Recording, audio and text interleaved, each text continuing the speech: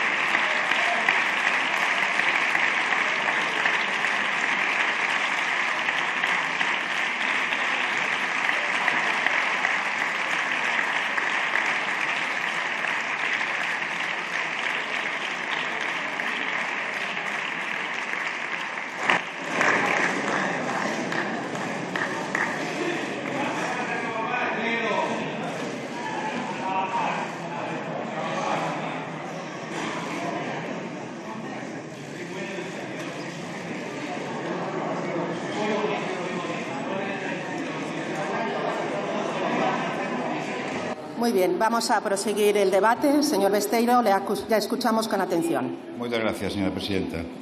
Decía, facer, en definitiva, que este Parlamento se parezca máis ao país que representa. Falouse moito ao longo dos últimos anos da necesidade de achegar as institucións á realidade do país. Da necesidade de que entre o que se di e se fai neste Parlamento simbolice de maneira máis precisa o que ocorre nas nosas rúas. Iso é precisamente o que queremos facer ca reforma do regulamento. A nosa proposta, a dos 6 grupos que a propoñen, encuentran amparo en la Constitución y su contenido desarrollado por el Tribunal Constitucional. Dado que los grupos que se oponen se empeñan en considerar inconstitucional todo aquello que se opone a sus programas electorales, permítanme algunas consideraciones.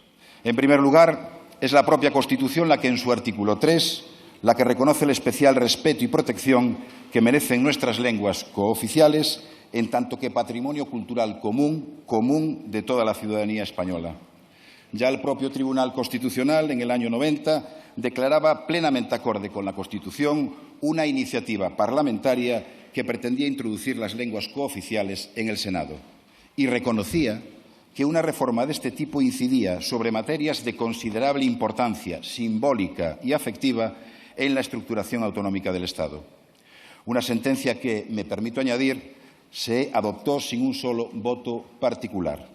En definitiva, el Tribunal Constitucional demostraba que en el año 1990 mucha más sensibilidad y respeto hacia la diversidad de nuestro país de la que algunos ponen de manifiesto en el año 2023, ya en el año 90.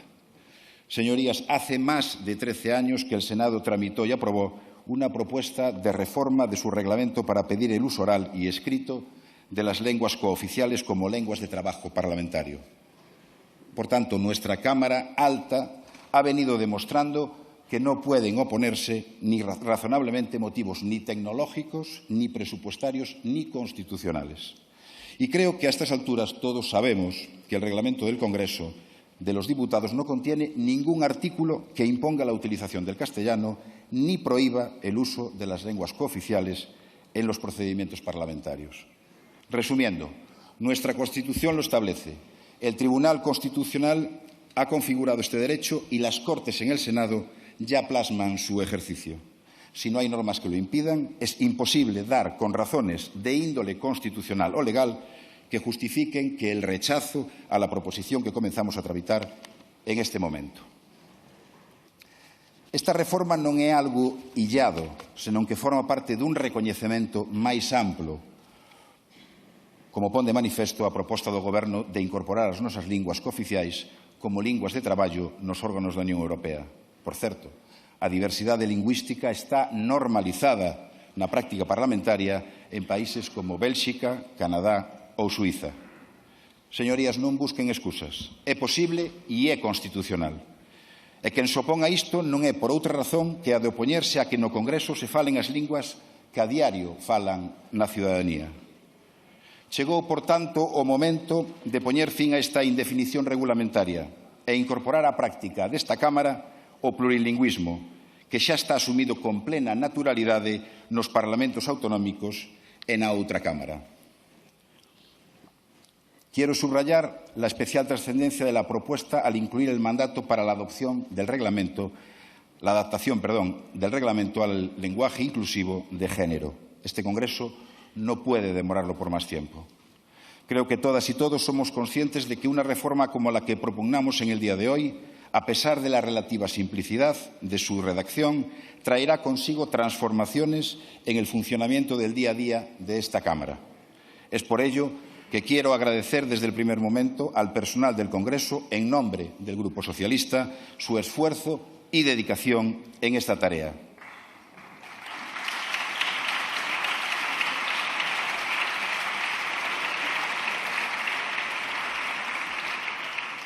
Pero aunque abundan las razones jurídicas y constitucionales para tomar en consideración una reforma de esta naturaleza, querría incidir ahora en las razones políticas para promover una reforma de este calado.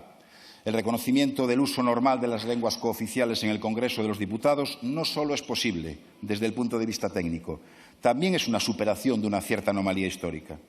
¿De verdad no merece la pena el esfuerzo de adaptarnos en el Congreso al plurilingüismo que el mismo Tribunal Constitucional defiende que es una riqueza cultural que debemos preservar solo por evitarnos un pinganillo? Mi grupo piensa que merece la pena, que tenemos que avanzar. Este Parlamento es lo suficientemente grande para que en él quepan todas las lenguas y, sobre todo, pensamos que la diversidad no va en detrimento de la unidad, que la uniformidad no garantiza la cohesión. Los símbolos importan, y mucho. Y sin caer en la obsesión, los símbolos deben ser cuidados, pero nunca patrimonializados. Patrimonializar es una forma de excluir. Que España sea rica también en cultura, historia y lenguas es algo que hay que preservar. Que la sede de la soberanía se exprese en todo su potencial lingüístico es un símbolo de unión. Sí, señorías, de unión en la diversidad.